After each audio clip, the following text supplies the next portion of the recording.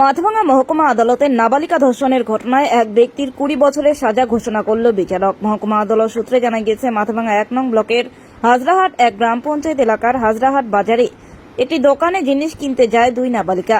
অভিযোগ, দোকানের মালিক ক্ষীরমোহন বর্মন চকলেটের প্রলোভন দেখিয়ে 2 নাবালিকাকে ধর্ষণ করে। পরবর্তীতে পুলিশে অভিযোগ করে পরিবারের লোকজন। সেই মামলায় দোষী সাব্যস্ত হয়েছেন ক্ষীরমোহন।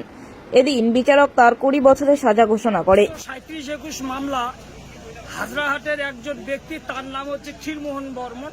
যথেষ্ট বয়স্ক লোক, একটা দোকানদারের কাজ করত।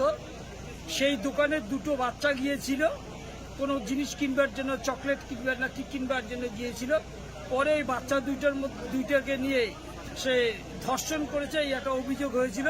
সেই অভিযোগের মামলা দীর্ঘদিন চলবার পরে আজকে সম্মানীয় আদালত 20 বছরের জন্য ক্ষীরমোহন বর্মনকে শাস্তি দিল।